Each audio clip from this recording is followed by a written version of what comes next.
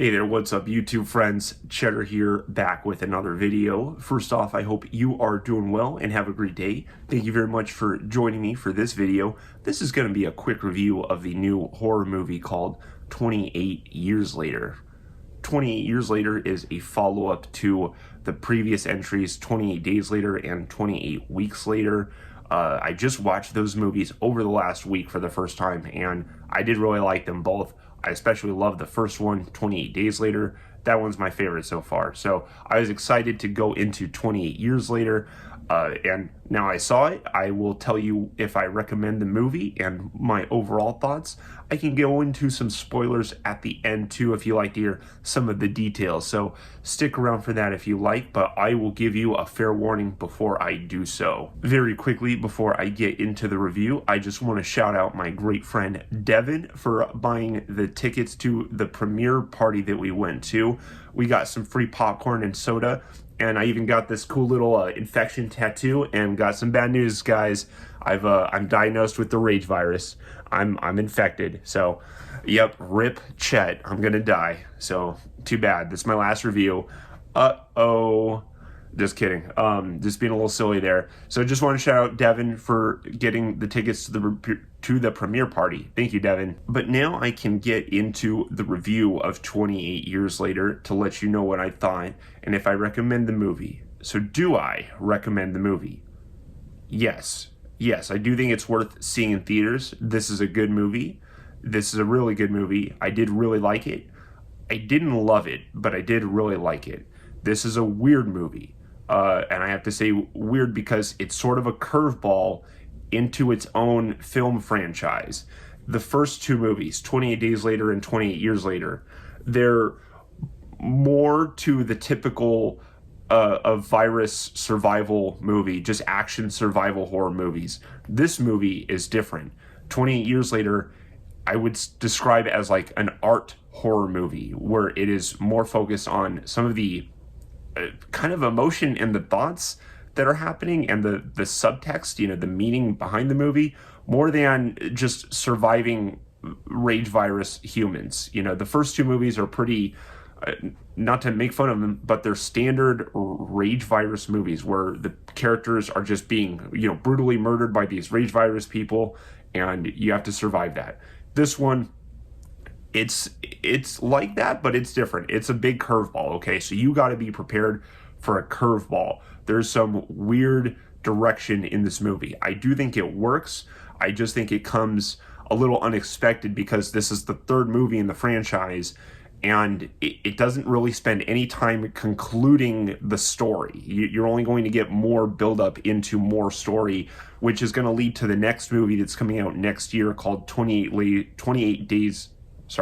Years Later, The Bone Temple. So just be prepared that this entry is kind of a curveball. Expect a more intellectual, a more thoughtful movie than just surviving zombies. It is way more just intellectual than that, and way more thoughtful. It's going to ask you to face some things that you didn't expect to face in this movie, that you didn't know. Truly some curveballs, truly some things you don't expect in this movie are coming. And that's what I like. When I'm watching a movie, I don't want to know what's going to happen. I want to be guessing, and this movie will keep you guessing. You may not like all the information. Some of it's just so weird, and so I'm really mixed on the movie. I'm not sure how much I loved it or didn't love it, but it is a really good movie. My score is probably about an A- or a B+. I'm right around there because I did really like the movie, but I didn't love it. And usually for me to give something an A, I gotta say I love it, but I really like the movie. So I'm probably set on a B+ for this movie. It's good, and I do think it's worth seeing in theaters and owning. It's probably, out of my favorites of the three, it might be my second favorite. It's kind of tied for 28 Weeks Later because I do really like that one too, but I may like this one more. 28 Days is still my favorite, but I think 28 Years Later is worth seeing. I think it's interesting, and I'm excited to see the next one, what it leads into. I think that one it may even be better. The characters are okay. I don't think there's any amazing characters, but they get the job done.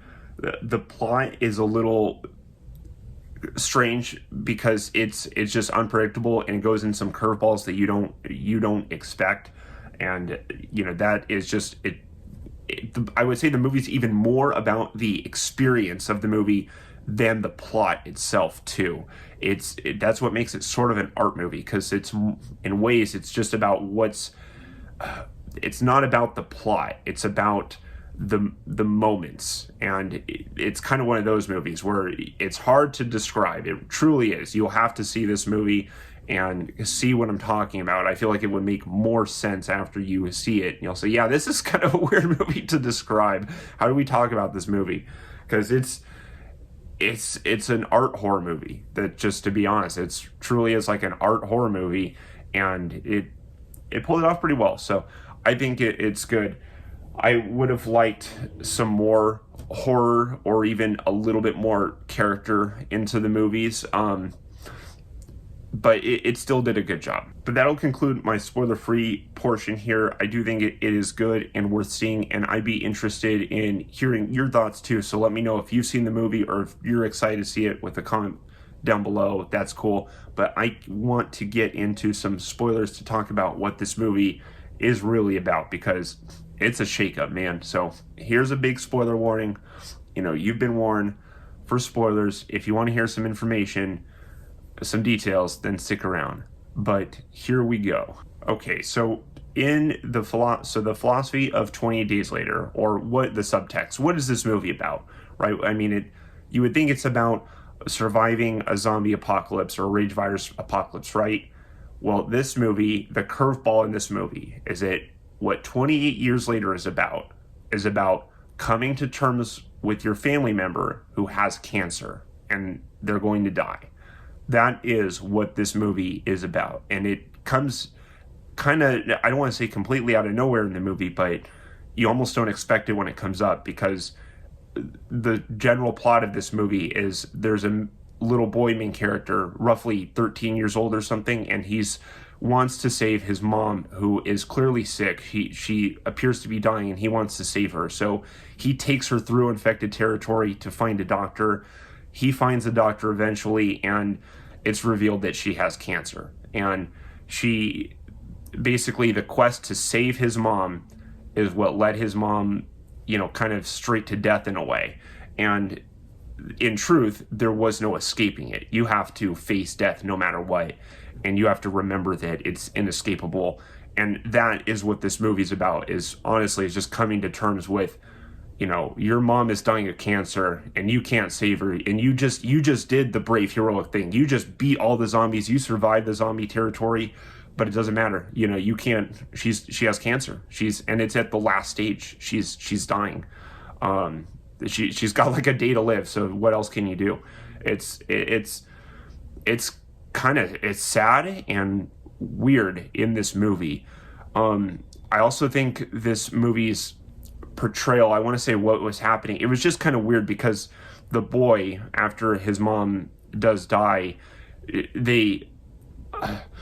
her skin is like burned off in a respectful, ritualistic way from this doctor, and so she just has a skull, and the boy has to put his mom's skull on this tower, and at least according to the doctor, and that was just so weird to me. That's what kind of like, it was almost silly, and I was kind of laughing because it was such an emotional, poignant moment where it was like there's so much genuine feel where this boy had to say goodbye to his mom, but then he has to put her skull on top of this giant skull tower, and it was so emotional but so silly too, and it made for a very, very weird watch. So yeah, it's just a weird watch, but I do like that this movie packs a kind of a weird message in its story, and I think overall it works.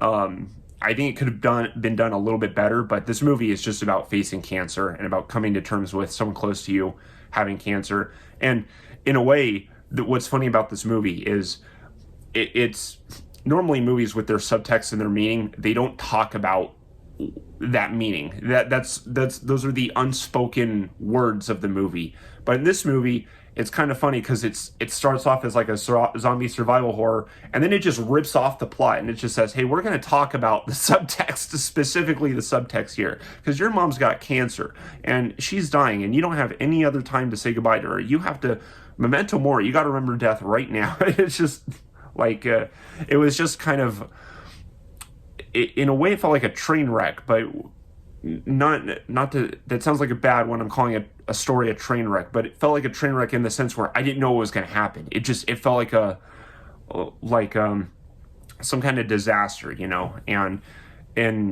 I know I feel like I'm just making fun of the movie, but I'm trying, if you see a train wreck, it's captivating, right? You're saying like, whoa, what's going on there? What's happening? And that's what I mean by calling the story sort of a train wreck, because it feels like it's going off the rails, but you're very curious about it, and it's kind of entrancing. At least for me, I was never unhooked from the screen, so I realized I was never like really bored up until a little bit towards the end. I did want some more zombie stuff coming back, and I felt like it dipped away from it a little too much.